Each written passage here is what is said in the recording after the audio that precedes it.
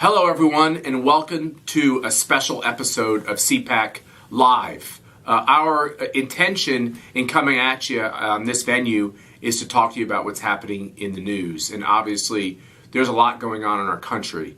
A lot of us are sad. A lot of us are worried.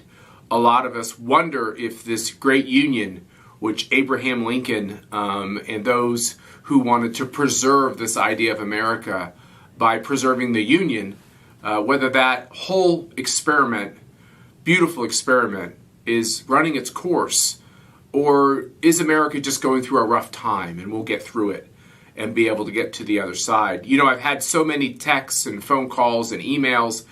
My wife Mercy has, people on the staff here at the American Conservative Union have, from donors, supporters, people who love coming to our CPAC events, and they're wondering, what's ACU going to do in the midst of this storm that we're in as a country? And it's caused, I think, all of us to have introspection and prayer about what our role is in this great republic, America, which means so much to freedom-loving people all over the world. And I just think it's important that as we get silenced and canceled, sometimes we're even called the worst of names. You know, it started with Hillary Clinton saying that we were deplorables.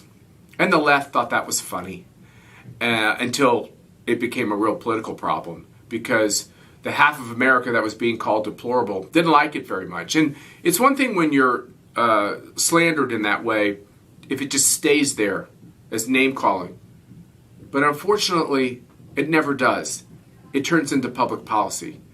And I'm awfully worried that the public policy of our government, or socialists in government, in coordination with the CEOs of most of the tech companies, and really, quite frankly, a lot of other publicly traded companies, that there will be a collusion to try to cancel half the country, to try to cancel those folks who consider themselves conservatives, who are Americans who love America, who would like to improve America, but they don't think it needs to be scrapped. And that this idea you can be called a deplorable, next thing you know, lists get made of the deplorables. And the people who are on those lists start to be deprived of privileges and rights. This is really, really disgusting stuff that's being talked about openly on social media platforms. Keeping lists of people. The politicians who are keeping those lists, they're the modern McCarthyites. They are the ones that want to sweep all of us into this digital gulag where we don't have full expression. We don't have connectivity because they can find a small bunch of bad apples. You know, so many of us watched as cities were burned, as cops were assassinated, as statues were torn down, as churches were set ablaze, as statues of Jesus and Mary and Christopher Columbus were desecrated, as cemeteries were desecrated, as even people who had progressive views of race and at their time were just revolutionary figures on the question of race. People like Teddy Roosevelt and Abraham Lincoln, they couldn't make the cut, and their statues were pulled down. The riots hurt people. They destroyed businesses. They killed people. Young kids were killed. Old people were killed. There was blood in the streets all throughout the year. And many of us called it out, the violence of Black Lives Matter, the violence of Antifa. And we were told that this was not violence. This was the outcry of people who felt like their rights were taken away from them. And I always thought that that was kind of a euphemism for what was actually happening in the streets. I think they were fomenting this idea that America's a bad place and that we need to scrap it. And, you know, maybe some of the folks in that crowd were really bad and violent people, and maybe some of the folks in that crowd just wanted to make sure that their voice was heard on the question of race in this country. But in any case, violence in this way, in all of its forms, whether it's formulated by the left or the right, should be condemned, of course. Anybody associated with Black Lives Matter, they were never canceled. They were never knocked off social media. They were never told that their votes don't count. They were never told that their voices don't count. Matter of fact, most who were arrested were immediately let out of jail, which was a mistake. And so what you see is two sets of rules. And the Democrats now tell us they want to heal. I like the idea of healing. I think we all do. Every person of faith wants to heal. But you can't both heal and jail. You can't call for unity while you're saying 50% of the country is deplorable and starting to take away their rights and privileges. And the most essential way in which that's happening is what's happening with Twitter and Facebook and these online platforms. A great fraud was perpetrated on the American people and really people around the globe. They were told, come on in. This is a safe place to express your political views, to share your ideas of life, to share your family's memories in a way where they'll be protected and you will be able to be you. And what we found out over time is that in order to strike a bargain with the new Socialist Democratic Party so that they don't go after them, they're canceling us to try to prevent the Socialist Democrats from further regulating them. And that's a terrible fraud. That's a terrible thing that's happened. It's a terrible thing that's happened in this country. Really, all these media platforms, it's hard for me to delink them as arms of trying to elect Democrats and push this idea of socialism. And I think it's a tragic thing. Now, I hope I'm wrong. These are my ideas. I hope they quickly realize the error of their ways. I hope whoever they've canceled, it stops there. And I hope we go back to this American idea, which is what our founders thought. And they were a really diverse group of thinkers. But our founders came up with this concept of the Bill of Rights and the First Amendment, which was added to our Constitution. And the thinking was, no, we're not going to have all these speech codes where we restrict all kinds of speech. We're going to allow political speech to freely flow and allow people who disagree with each other to have a voice to express those disagreements. And then if the American people, which they viewed, if they could be educated and religious, and George Washington said it all the time, America only survives, and John Adams said it and others, if we maintain a religious people, a people that are motivated by a transcendent truth and the idea of a creator. If people hear these ideas, they'll be able to sift through them and figure out what's right and what's wrong. Maybe they'll do it quickly, maybe over time. And that's the moment we're in now. We're going to get through this only if we go back to the principles that undergird this republic, that undergird this great free country that we have. And part of that is allowing people to speak. If you deprive people of their right to vote because you sent so many ballots out that other people were voting through the mail for the actual people who showed up in person to vote but then found out they couldn't vote because somebody had voted for them, just one ways in which we had anti-democratic policies in this last election that broke democratic norms that we expect not only in America but around the globe in democracies. We expect them to have certain norms when it comes to their election. We also expect them to have certain norms when it comes to speech. And we tell countries all the time that you're not allowed to restrict the speech of your political opponents. And if you do, America will hold you to account. Well, strangely, it seems that we're not doing the same thing here in our own country. So I guess what I'm urging is for cooler heads to prevail, for people who love the president to feel free to express themselves, for people who don't love the president to feel free to express themselves. We're going to have a new president. For people who both love and hate him politically, they should be allowed to express themselves. And I still believe that there's more conservatives, there's more anti-socialists out there in this country than there are people who pine for socialism and big government and an end to constitutional order as we know it.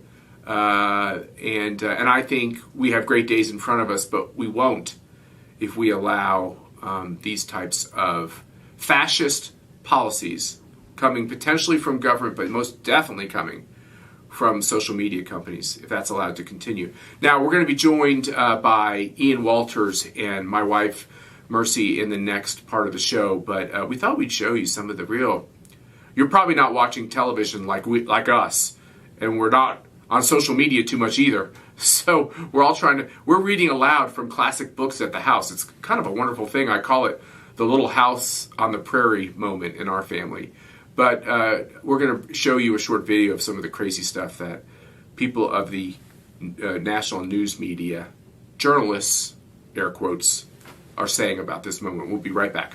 Donald J. Trump called for the insurrection against the United States of America. You talked about Al-Qaeda.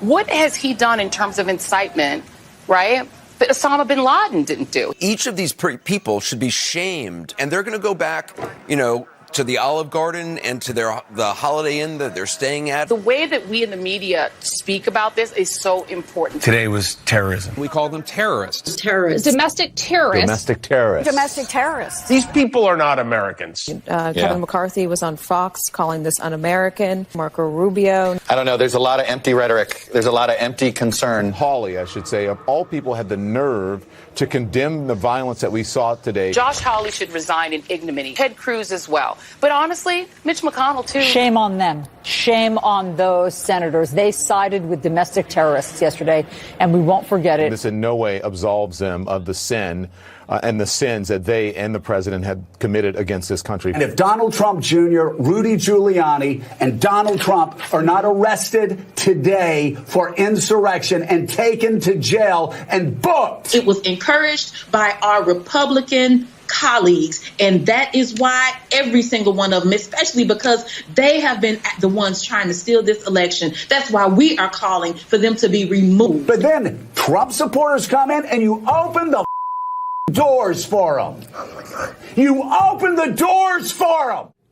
Welcome back, everyone, to this special edition of CPAC Live. I talked about what's going on in the country and how we've heard from so many of you, and I'm really happy to be joined by my wife, Mercy Schlapp, and by Ian Walters, who's, just a great colleague in this fight, but also a literal colleague here at the American Conservative Union. Ian is our comms director, and you all know him because you come to CPAC and you see the great job he and your beautiful wife do, who's expecting a baby here.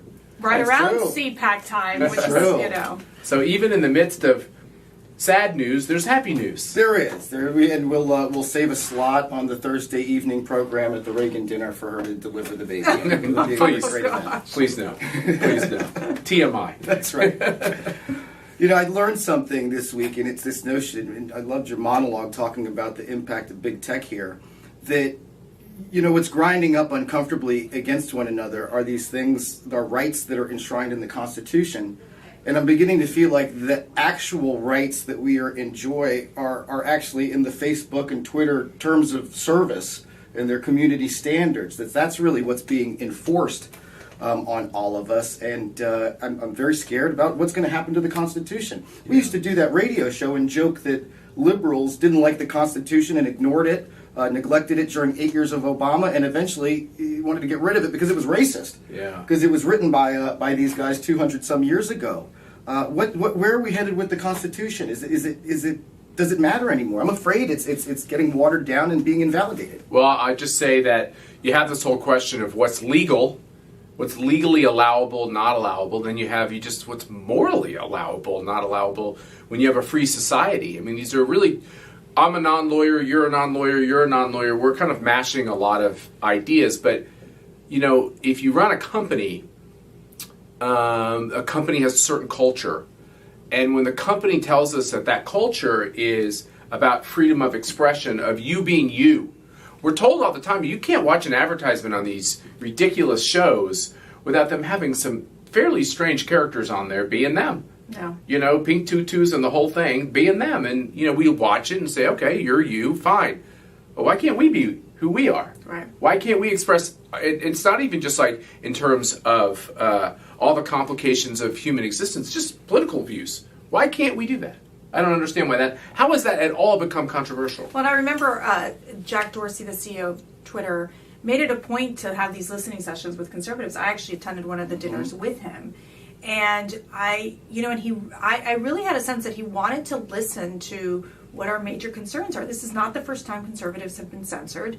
Now I think it's been at a larger scale where it's impacted, a lot of the people who are MAGA supporters who really feel that they want to do right by this country. They love America. They want to raise their families in a peaceful and in a freedom-loving society. And all of a sudden, everyone feels afraid. Do you think Jack Dorsey was really trying to listen and really wants to work with conservatives, or do you think they did that and used you all as props around the table? Well, that's a very interesting question. I mean, I asked that to you. Do you think that these companies seriously have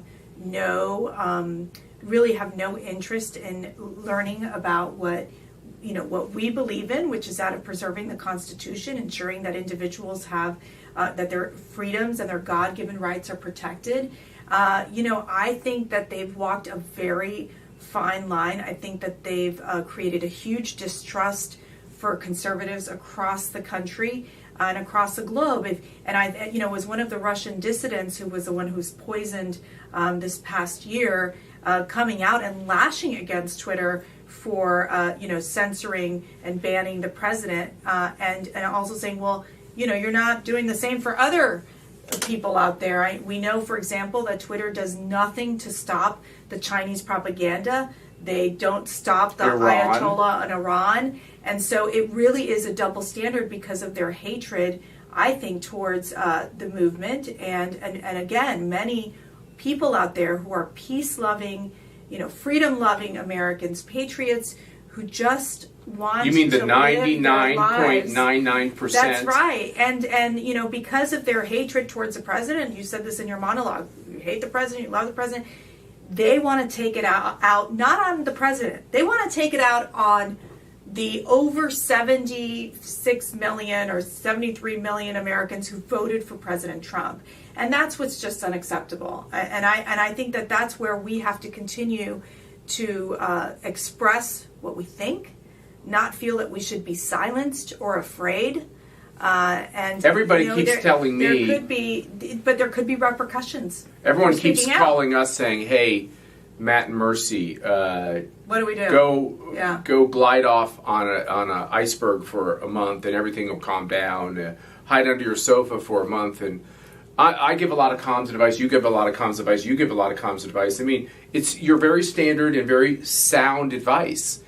But if we're in a place we've really not been in this country, probably since the Civil War, and I hope we don't. I don't want to use those analogies because I worry that people think, okay, it's time for armed conflict. I do not think we're there. Obviously, I condemn all the violence, including the violence from people who people would assume are associated with us. But I feel like the comm strategy at this point, we should throw it over our shoulder. Mm-hmm. And I think when people are saying that because you're deplorable, because you're MAGA, because you're conservative, because you think Christopher Columbus is a great man of history, whatever form it's in, that your voice is so harsh and intolerant and so unacceptable that you should hide, then I don't want to hide. So we're not going to hide. And that's why we've done this. We did pop-up CPAC. We're doing pop-up CPAC Live because we have to speak to everyone around the globe that's thinking, what's going on in America? Like, America is the bright, shining light that the people of freedom look to. And they're looking at what's happening here and say, how can you get shut down in America? Look, and there's been a lot of disappointments this year. Okay, talk about from the COVID lockdown to people who have their lives have been lost because of COVID. I mean, the fact that we were saying closed, churches closed, schools closed, churches closed, people can't get physically to their work, people losing their jobs. Thanksgiving's canceled, Christmas is canceled. So much stress on Americans. But we love God. We know if we're prayerful, we know that we can get through this as a community and as a nation. We are resilient people. I watch our children, who are doing virtual schooling, the two older ones. It's hard. It's hard on these kids. And I tell them, always try to find the good and the light out of the darkness, out of those moments of difficulties. I mean, we just lost, you lost your dad this year. It's been so difficult, Ian, to be able to cope. And we have each other, to get through this. Fascinating things, and it's a perfect storm of what, is that these you ask what's the comm strategy. You have to be able to talk to people and connect with people. Yes. And when you get deplatformed, when you get kicked off, you combine it with the worst thing. With lockdown culture. You can't go to your corner bar. You can't go and watch the college basketball team and blow off some steam rooting for whomever. You are isolating people excessively already, and then you take away their ability to connect with people on their cell phones. Yeah. This is a recipe for disaster. But you bring it up. It started with the sports, right? Mm-hmm. This was one place, and I was watching this. I've watched so many great documentaries over the course of the last couple of months, but oftentimes it's the sports team. This is true all over the globe. It's the sports team where the people on both sides of the political aisle, or how many different sides there are, can come together, right, and all put on the cheesehead or whatever and root for the team. And when they brought all of this Black Lives Matter political correctness to sports, a lot of people were turned off by it. And then you put COVID on top of it, and they can't go even if they want to go. Watching the Cleveland Browns, and they don't stand for the flag. Yeah, and you're like, can you keep the politics out of that? Like, I don't know how these companies and how the left can say, well, what needs to happen in an effort to heal and unify is we need to disconnect these people even further from the rest of us. It's not only mean-spirited and is going to backfire.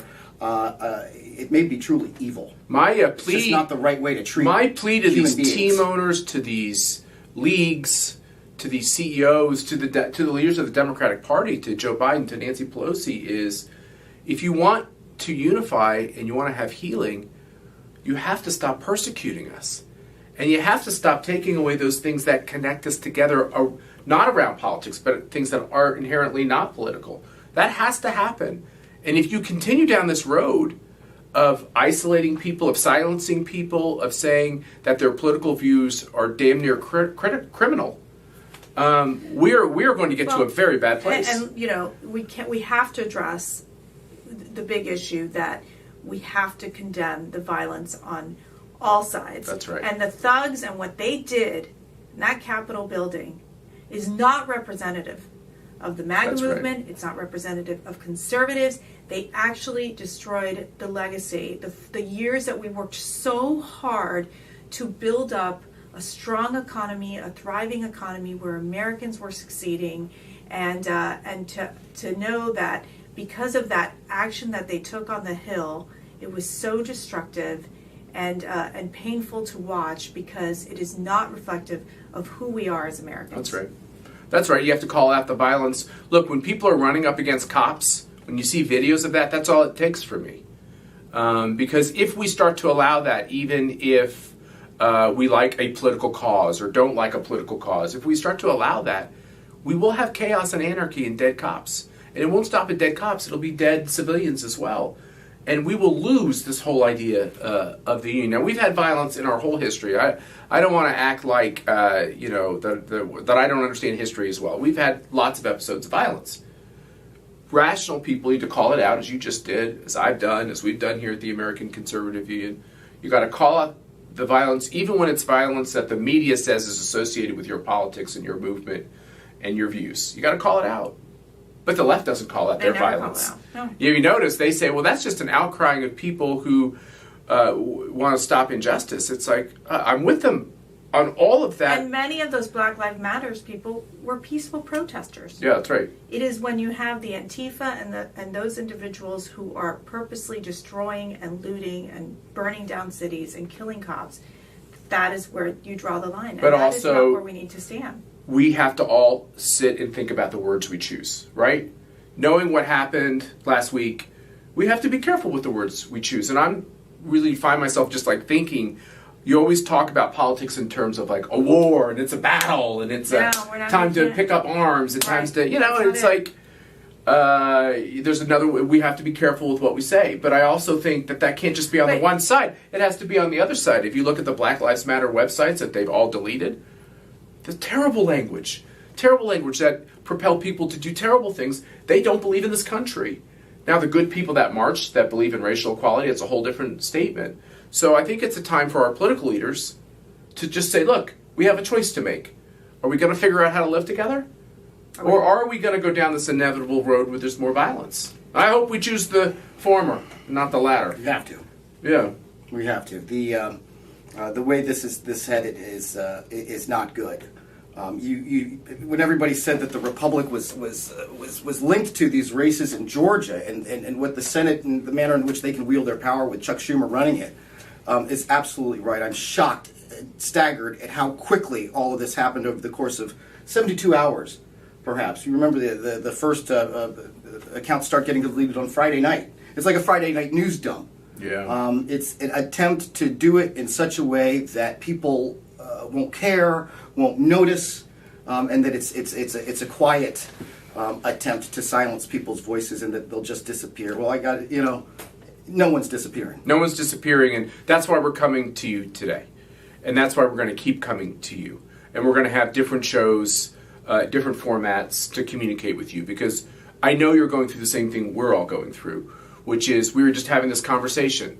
Where do you go to find out what's going on when you're told that certain topics are verboten, certain words are verboten, when you can't say things like what Stacey Abrams is doing to our election system is really disenfranchising legal voters. It's wrong.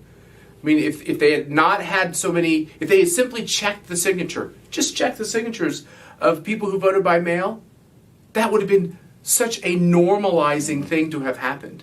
And the president would have won Georgia, and David Perdue would be a senator, and the Republicans would have a majority. Nothing justifies violence in the wake of that. But also we have to look at these undemocratic norms that are happening around the country. If you can't talk about that because it's wrapped up in race and it's wrapped up in some of the ugly parts of our history, we won't get through this time. And the more that people who felt like their voices aren't heard and now they're being canceled and they question whether or not their vote counted, you can't survive as a free country under that scenario. I mean, there's a few list of horribles still to come that could come. Mm-hmm. So I say let's pull it back and let's do something very simple. Let people speak politically, right, and make sure that in order for your vote to count, you have to be properly registered. And pray for If we go back to that, we can get to a good place. And pray for America. Like at this point, we're at a point right now that emotions are high, and people feel uncertain and they're disappointed with so many things, including the election. And at the end of the day, we all have to move forward together. That's right. This is not a matter of trying to, get so upset that, you want to ensure that you're able to take that emotion into something constructive, where we're able to think forward and think about what do we have to battle when you're talking about a Joe Biden presidency? What are the first 100 days going to look like? And our voices have to be part of that discussion, and our voices need to be heard, because we're going to see big challenges coming from the far left and the agenda that Joe Biden's going to push forward. The wonderful thing about America in the Constitution is that there are these built-in mechanisms for dissent, for what we used to call a loyal opposition. That's right. To the powerful. And if we respect it, it's all built in there. Part of that is voting. Yeah. Part of that's the citizens' right to make their voice heard and determine how they're governed for the next 2 years, 4 years, 6 years, whatever.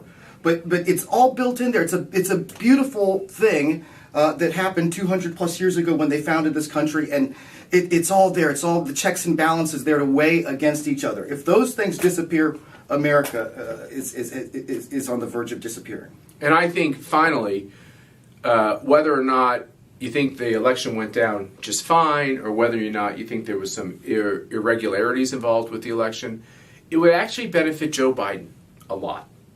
If they simply looked at everything over the course of the next couple months, it actually would be a useful thing for this country if Republicans and Democrats who have some knowledge in this area could come up with some findings or ways to improve things. You definitely need reforms. When you go through tragedy, you think about ways that you can improve. I keep saying, I really do believe America can improve. I mean, America has legalized abortion in many states through 9 months. I think it's a terrible thing. I still want to defend and protect America, but I want to improve her. I think we can get better. And one of the things we can do after this election is learn. I've got a lot of firsthand experience, learn some of the travesties that occurred, and make sure they don't happen again. And so that would really help Joe Biden. And it would really help Joe Biden if he would encourage his party to not make being a Republican a crime, or to not make wearing a MAGA hat a crime, and to not try to make it seem like the people on the other side are deplorable, are irredeemable, are criminal. I think that's really important. We should do the same thing. And we try to do that at CPAC. I think we'll do more of it. We're going to have more people come from the left. Some of you don't like it. You say, what do you have that commie on the stage for? Because we have to figure out how to talk to each other. And there ought to be areas that we agree on. We all want to have a bridge. We all, want to be able to have systems in our country where we don't get invaded and we can communicate. Like, there's some basic things. Even if that list is getting shorter and shorter of a commonality of purpose, then we have to talk about it. We do work here on all types of things, including criminal justice reform that we work with the left on. But what I see as a very dangerous trend is people say, well, I'll only work with you if you can't say these other things. But we don't say that to the left. We say, we'll work with you on this issue because we agree with you on this issue, even though we think you're crazy on a whole list of other things. We don't expect them to change. We're hoping in their interaction with us that could change them, and they could see the error of some of their thinking in these other ways. But we'll try to do more of it. I think we all have to make sure that there's, like I said, connectivity. But it starts with your human rights. It starts with your civil rights, your American rights, your constitutional rights. It starts with that. Everyone's got to have them. And, there used to be groups like the American Civil Liberties Union and other groups that's what they focused on. Even they've become so politicized that they're more an arm of the Democratic Party as they are, truly the ACLU. I said the other day on Twitter, which I have to find a new place to say these things, the almost Civil Liberties Union, right? It's like, that's not good enough. We need people that will make that fight all the time, right? And so we're going to keep making sure that we stand up for our principles here. As I said, Ian, maybe you could close this segment by letting folks know what our thoughts are. We did CPAC Live during the beginning of the pandemic. It was kind of like our response to the fact that there was this so widespread misinformation to get ratings. But the problem with the ratings is it instilled a bit of a panic. Very serious thing, this pandemic. I don't want to diminish the fact that it's serious and we've had just mortality that is tragic. But by the same token, if you panic people unnecessarily, other bad things can happen. For instance, suicide, depression, alcoholism, drug abuse, people fearful to go see their doctors. My mom has lost a lot of friends who wouldn't go to see the doctor because they were so afraid that they would contract COVID. So, these are the things. So we jumped out there and started talking. You remember? And I think we're in that moment again where the whole purpose of this thing when we launched it back in April, whenever it was it was clear that the people that live the CPAC lifestyle, like us, were longing to connect with us, with one another, about what to do. It was a moment of crisis. It was. That launched this program, and we are clearly once again in a moment of crisis. Yeah, we are. I don't think we ever left it, Ian. It was an easy decision to say we've got to get out there and connect with our So people. how do people get information about what we're going to be doing? We'll be posting it. Obviously, it's going to start with our website. Yeah, we're knowing where to post information now is, I feel like we're in a movie. We will have to be flexible and ready to adjust. That's right. We're going to put this up on YouTube. We're going to put this up on Periscope, and we're going to see what happens. You can always go to conservative.org. To see what we're up to. And don't forget about CPAC.org coming up at the end of February, the last 4 days of February in Orlando, Florida this year, where we're all going to get together and connect and be with one another, because human beings need other human beings to connect with. And that's what we're trying to do here. So keep an eye on YouTube, Periscope for the time being. Look at your emails. Go to conservative.org. If you haven't signed up for the email list, give us your email address, and that's our way of reaching out to you to let you know where we're going to be and when we're going to be doing these broadcasts. Sounds great. Thank you both for joining this important conversation. We're going to be right back at you with more information as we develop more plans, but I can make one promise to you. We are not pulling back. We are not going silent. We are not going to float off on an iceberg or hide under the couch or a rock or whatever. We're not doing any of those things. We're going to talk. We're going to use facts, and we're going to talk about what we know to be true. And I think you need that, and we need that from you. So that's our commitment to you. We are not canceling CPAC. You should sign up, and you should come. We'll follow all the healthcare protocols. We're honored to do it in Florida, where they have this great governor, Big Ron, Governor Ron DeSantis, who's a real hero of ours and who's doing a fabulous job. And, we realized that if it wasn't for the leadership in a few really big states like Texas and Florida, Tennessee and others, the country would be, oh my God, we would have slipped even further. So it's important for us to reward the great policies in the state of Florida. And a lot of people are moving there. It's a lot of in-migration to Florida, shall we say, from other states for a reason. I've been trying to get her to see I know. And I'm trying to get her to move to Kansas. We gotta go. We're at loggerheads. Anyway, thanks for joining us here on this special version of CPAC Live, and we look forward to talking to you again very, very soon.